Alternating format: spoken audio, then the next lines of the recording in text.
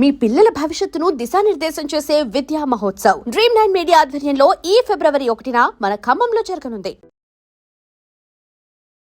పెద్ద ఆయన చెప్పారు అని ఒక పొలిటికల్ గా వాళ్ళకి నెంబర్స్ అనేవి పేపర్ల మీద రాసిచ్చారు, వీళ్ళ చెయ్యండి, పేపర్ మీద హ్యాండ్ రైటింగ్ దాంతో రాసి ఇచ్చి ఆ తర్వాత వాటిని తీసేసుకున్నారు. వాళ్ళని ఇవన్నీ నేను మళ్ళీ చెప్తున్నాను, ఇదంతా రాజకీయంగా దుమారం లేపడానికి ప్రయత్నం చేస్తున్నారు. రాజకీయంగా కేసీఆర్ గారి కుటుంబాన్ని వీళ్ళందరినీ కూడా ఇబ్బంది పెట్టడానికి చెప్తున్న వార్తలే తప్ప, ఆరోపణలే తప్ప ఇందులో వాస్తవాలు లేవండి. నేను మళ్ళీ రిపీట్ చేస్తున్నాను, మళ్ళీ మీరు 10 సార్లు అడిగినా ఏది చెప్తా, ఏ ముఖ్యమంత్రి కూడా పలానా నెంబర్ ఉంది అని చెప్పారండి. ఓ పెద్ద ఆయన చెప్పరు, రాసిచ్చారు. ఇప్పుడు సంతోష్ ఈ రోజు అటెండ్ అవుతున్నారు, సంతోషే ఆయన నెంబర్లు ఇచ్చారు, ఆయనే రాసిచ్చారు అనేది. ఒక మాజీ రాజ్యసభ సభ్యుడు, ఆయన రాసిస్తే ఎవరైనా చేస్తారా? సంతోష్ రాసిస్తే ఎవరైనా ఈ నెంబర్ పెట్టున్నట్టు పెడతారా? ఫ్యామిలీ కదా, సీఎం కి అత్యంత సన్నిహితంగా ప్రతిరోజు ఉండేటువంటి ఒక పర్సన్. నాట్ పాసిబుల్ అండి, అట్లా చేయరు. అంటే పోలీస్ ఆఫీసర్లు వాళ్ళు రాజకీయ నాయకులు ఇవాళ ఉంటారు, రేపు పోతారు కవిత గారు. అంటే వాళ్ళు ఈరోజు అధికారం ఉంటారు, రేపు ప్రతిపక్షాలు ఉంటారు. కానీ 30 సంవత్సరాలు ఉద్యోగాలు ఉండాల్సింది ఎవరు? Police officers. బట్ అదే పోలీస్ ఆఫీసర్లని టార్గెట్ చేస్తున్నట్టున్నారు. సిట్లో అధికారులు ఒక 6 నెలల్లో రిటైర్ అయిపోయే వాళ్ళు, మా ప్రభుత్వం వచ్చింది తర్వాత మేము చూసుకుంటాం, మీరు ఇష్టం వచ్చినట్టుగా ఆడకండి, వాళ్ళు ఆడిస్తున్నట్టుగా మీరు డాన్స్ చేయకండి రిక్వెస్ట్ చేస్తున్నాం. చేతులు జోడించి పోలీస్ ఆఫీసర్లకు మేము రిక్వెస్ట్ చేస్తున్నాం, దయచేసి చట్టబద్ధంగానే పనిచేయండి, మీరు రాజకీయ ఒత్తిళ్లకు లొంగకండి. రేవంత్ రెడ్డి గారు లేకపోతే ఆయన కింద ఉండే అనుచరులు ఏదో చెప్పారని చెప్పేసి మీరు దయచేసి తప్పటి అడుగులు వేయకండి, వేస్తే చట్టబద్ధంగా మేము చర్యలు తీసుకోవాల్సి ఉంటుంది అని చెప్పడంలో తప్పే ఉందండి? మీరు చెప్పండి. అది ఒక రకంగా పోలీసులని బెదిరిస్తున్నారు అనేది కదా కంప్లైంట్ కూడా వెళ్ళింది. సలహా ఇస్తున్నాం, వేడుకుంటున్నాం. పోలీసులు బెదిరించేంత గొప్పలం కాదు, మేము క్రిమినల్స్ కాదు, వేడుకుంటున్నాం చట్టబద్ధంగా పనిచేయండి. ఉదాహరణ చెప్తా, గజ్వేలులో మాజీ ఎమ్మెల్యే మైనంపల్లి హనుమంతరావు గారు ఒక బహిరంగ సభలో నేను హరీష్ రావు మీద, కేటీఆర్ మీద పెట్రోల్ పోస్తాను, కాలబెడతాను, నా మీద కూడా పెట్రోల్ పోసుకుంటాను, కాలబెడతాను, ముగ్గురం కలిసి అవసరం అనుకుంటే జైలుకు పోదాం, లేదా సత్య సవనాన్ని చేద్దాం అని అంటాడు. అది నేరమా కాదా? నేరమే, కరెక్ట్. ఆ నేరము కంప్లైంట్ తీసుకొని మేము గజ్వేల్ పోలీస్ స్టేషన్కి పోతాం, తీసుకోరు. గజ్వేలు కమిషనర్ ఆఫ్ పోలీస్ అంటే సిద్దిపేట కమిషనర్ ఆఫ్ పోలీస్ గారి దగ్గరికి పోతాం మేము. వాళ్ళు కంప్లైంట్ను కేసుగా రిజిస్టర్ చేయకుండా లీగల్ ఒపీనియన్కి పంపిస్తారు. లీగల్ పంపిస్తే లీగల్ ఒపీనియన్, ఇది సివిల్ కేసు అని లీగల్ ఒపీనియన్ వస్తుంది, అంతే. కేసు రిజిస్టర్ కాలే, హైకోర్టులో ఇస్తాం, హైకోర్టు నుంచి మాకు ఇంతవరకు రిలీఫ్ రాలే. అంటే నేను మీరు ఎందుకు చెప్తున్నా అంటే, నిజంగా సోమోటోగా కేసు రిజిస్టర్ చేయాలి. రేవంత్ రెడ్డి గారు మీరు తప్పు చేస్తున్నారు, మేము మీ ఇంటి ముందర ధర్నా చేస్తామంటే మీరు రేవంత్ రెడ్డి మీద ధర్నా చేస్తారా, ఆ మాట అంటావా అని చెప్పి గాంధీ భవన్ నుంచి కంప్లైంట్ వస్తేనే వెంటనే కేసు రిజిస్టర్ చేస్తున్నారు. ఏసీబీ ఆఫీసు నుంచి తెలంగాణ భవన్కు రోడ్డు మీద నడుచుకుంటూ వస్తుంటేనే కేసు రిజిస్టర్ చేశారు. చార్మినార్ దగ్గరికి పోయి రేవంత్ రెడ్డి ప్రభుత్వాన్ని గద్దె దించుతాం, మీ సంగతి ఏందో చూస్తామంటే కేసు రిజిస్టర్ అవుతుంది.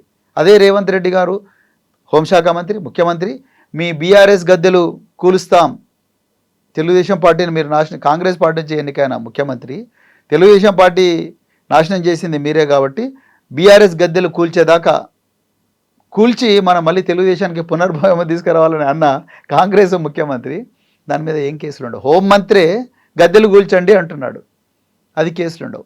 మేము ఏమంటున్నామంటే, పోలీసులారా మీరు దండం పెడతాం, మీకు చట్టం ఉంది, పోలీస్ మాన్యువల్ ఉంది, భారతీయ న్యాయ సంహిత ఉంది, భారతీయ శిక్షా అంటే సిఆర్పిసి ఉంది, బిఎన్ఎస్ఎస్ అంటారు దాన్ని ఇప్పుడు, ఇవన్నీ ఉన్నాయి. సో ఇవన్నీ ఉన్నప్పుడు దాని ప్రకారం ఉద్యోగం చేయండి కదా. మీరు రేవంత్ రెడ్డి గారికి భయపడి ఎందుకు చేస్తారు? లేకపోతే మైనంపల్లి హనుమంతరావు ఇంకెవరో వాళ్ళెవరో చెప్తే ఎందుకు చేస్తున్నారని మేము అంటున్నామండి. గతంలో సీఎం కేసీఆర్కే భయపడి వీళ్ళందరూ చేశారు, అందుకే వాళ్ళని అరెస్ట్ చేశారు, ఇప్పుడు వాళ్ళకి బెయిల్ కూడా రావట్లేదు అనేది కదా. వాళ్ళు కూడా ప్రభుత్వ ఒత్తిడికి తలొగ్గే ఇలాంటి పనులు చేయకూడదు అంటున్నాం మేము, చేయకూడదు అంటున్నాం. అది రేపొద్దున ఇబ్బంది అయ్యేది వాళ్ళకే కదా, అందరు బాగానే ఉంటారు, వాళ్ళకే ఇబ్బంది అవుతుంది, అది కాకూడదని మేము రిక్వెస్ట్ చేస్తున్నాం. అందుకొరకే మేము ఎప్పుడు మాట్లాడినా మేము ముందు చేతులు జోడించి రిక్వెస్ట్ చేస్తున్నాం, అయ్యా చట్టబద్ధంగా చేయండి, చట్టబద్ధంగా చేసి మీరు మంచి పేరు సంపాదించుకోండి, మీరు మాకు ఫేవర్ చేయకండి, మాకు we don't want any favour from you, but what we want is please follow the law. Law should be, the application of law should be fair to everybody.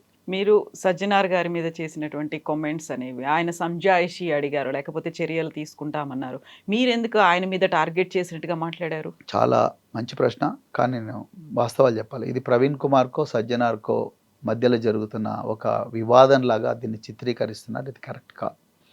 Sajjanar చాలా మంచి ఆఫీసర్, ఆయనకు మంచి ఇమేజ్ ఉంది ఆ డిపార్ట్మెంట్లో. ప్రజల లోపల కూడా ఒక మంచి ఆఫీసర్, డిపార్ట్మెంట్లో ఇమేజ్ ఉండడం వేరే, ప్రజల లోపల ఇమేజ్ ఉండడం వేరే. ప్రజల లోపల కూడా ఆయనకు ఒక మంచి ఆఫీసర్ అన్న ఇమేజ్ ఉంది. నేను చెప్పాలనుకున్నది ఏంటి అంటే, సజ్జనార్ గారు చీఫ్ ఆఫ్ సిట్, ఇప్పుడు commissioner of police SIT. Already ఈ ట్యాపింగ్ వ్యవహారాన్ని ఇన్వెస్టిగేట్ చేయడం కోసం ఒక సిట్ ఉంది. దానికి చీఫ్ ఏసీపీ ఒక అతను ఉన్నాడు, జూబ్లీహిల్స్ పోలీస్ స్టేషన్లో కూర్చుంటాడు ఆయన. ఆ సిట్ ఉన్న తర్వాత ఇంకో కొత్త సిట్ ఏర్పాటు చేశారు. ఆ సిట్కు చీఫ్ను సజ్జనార్ గారిని పెట్టారు.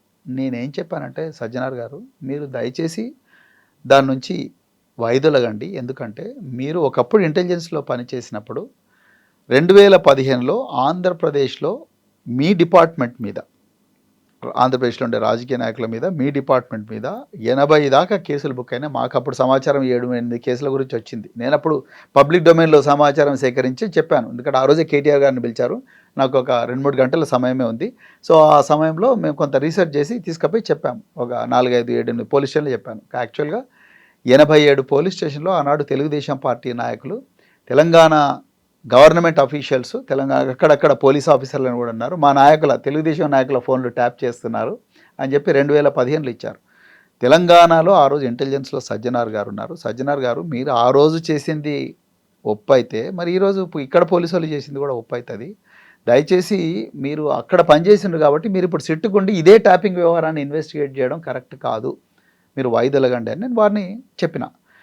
అంతే తప్ప సజ్జనార్ గారి క్యారెక్టర్ కానీ, సజ్జనార్ గారు మీద లేనిపోయిన అభాండాలు వేయడం, ఆయన మీద 7 క్రిమినల్ కేసులు ఉన్నాయి. నేను అదే చెప్పాను. 7 ఎగ్జాంపుల్గా 7 తెలంగాణ పోలీసుల మీద ఆంధ్రప్రదేశ్లో బుక్ అయ్యని చెప్పారు. నేను సజ్జనార్ గారి పేరు చెప్పింటే అది కరెక్ట్ కాదు, నేను చెప్పడం అట్లా కరెక్ట్ కాదు.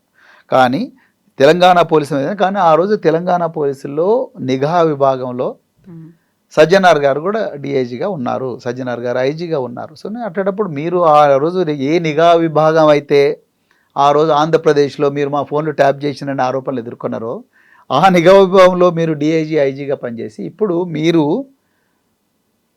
సిట్టుకు చీఫ్గా ఉండడం అనేది అది కరెక్ట్ కాదు. ఆ రోజు మీరు చేసింది ఒకవేళ నిజమై ఉంటే ఈరోజు ఇక్కడ పోలీసు వాళ్ళు చేసింది తప్పెట్లవుతుంది. అందుకొరకు మీరు మీ ఓన్ డిపార్ట్మెంట్లో పనిచేసిన ప్రభాకర్ రావు గారిని, మరి ముఖ్యంగా ప్రభాకర్ రావు గారిని ఇన్వెస్టిగేట్ చేయడం కరెక్ట్ కాదు అని చెప్పి నేను చెప్పిన. నేను ఇప్పటికి కూడా అదే మాట మీద ఉన్నా. సో ఆయన నన్ను ఒక లెటర్ అడిగాడండి. ఆయన ఏమన్నా మీరు నా మీద ఏమేమి 7 కేసులు ఉన్నాయి, దాని స్టేజు, ఎఫ్ఐఆర్ నెంబర్ అవన్నీ నన్ను అడిగారు. నేను చాలా క్లియర్గా చెప్పిన, నాకుండే సమాచారం ఇది, నా దగ్గర ఉండే సమాచారంతో ఒక రాజకీయ నాయకుడిగా నేను మాట్లాడినా, నేను మిమ్మల్ని వ్యక్తిగతంగా దెబ్బతీయలేదు. సో ఆయన 2 రోజుల టైం అడిగారు. 2 రోజుల్లో నాకు ఈ కేసుల వివరాలన్నీ తీసుకుని లాస్ట్కి ఛార్జ్ షీట్ ఫైల్ చేసిన దాని కాపీ ఒకటి అవి ఇవన్నీ అడిగారు. అవి పోలీస్ డిపార్ట్మెంట్లో best sub inspector, best inspector కూడా 2 రోజులు కాదు కదా, 20 రోజుల్లో కూడా ఆ డేటా తీసుకురాలేరు. నేను చెప్పాను, ఆ డేటా తీసుకురావాల్సింది మీరు. ప్రతిపక్షంగా ప్రశ్నించే బాధ్యత, హక్కు మాకు రాజ్యాంగంలో ఆర్టికల్ 19 ద్వారా సంక్రమించింది. మేము మా సమాచారం తప్ప రైటా చెప్పాల్సింది పోలీసులు, లేకపోతే హోంమంత్రి, లేకపోతే ముఖ్యమంత్రి. నిజానికి దీనికి ఆన్సర్ చెప్పాల్సింది ముఖ్యమంత్రి, హోంమంత్రి రేవంత్ రెడ్డి గారు. సజ్జనార్ గారు ఒక ప్రభుత్వ అధికారి. ఆయనను ముందర పెట్టి రేవంత్ రెడ్డి హార్వర్డ్లో, బోస్టన్లో, దావోస్లో ఎంజాయ్ చేస్తున్నాడు. సో నేను ఇంకొక విషయం కూడా ఏం చెప్పానంటే, తర్వాత ఆ ఇంటర్వ్యూలో తర్వాత చెప్పిన ఏంటంటే, సజ్జనార్ గారి లాంటి అధికారులు ఈ రేవంత్ రెడ్డి గారి రాజకీయ వికృత క్రీడలో పావులుగా బలవుతున్నారు, సమిదలుగా మారిపోతున్నారు. ఇది కరెక్ట్ కాదు. అధికారులారు దయచేసి ఆలోచించుకోండి అని కూడా నేను చెప్పడం జరిగింది.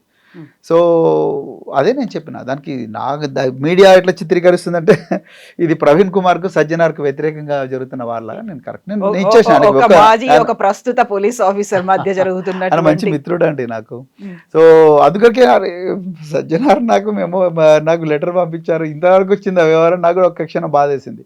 కానీ ఆయన అఫీషియల్గా ఆయన చాలా తీవ్ర మనోవేదనకు గురైనట్టుంది ఆయన పేరు చెప్పంగానే.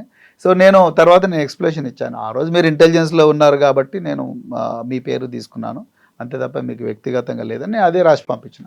సో ఆయన 2 రోజుల టైం అడిగా, నేను 1 రోజులో రాసి పంపించేసాను. సో ఆర్ఎస్ ప్రవీణ్ కుమార్ గారు ఏంటి ఫుల్ ఫ్లెడ్జ్డ్ గా పొలిటీషియన్ గా ట్రాన్స్ఫార్మ్ అయిపోయినట్టేనా? మీలాంటి వాళ్ళు గైడ్ చేస్తే ఇంకా బాగా అవుతాం.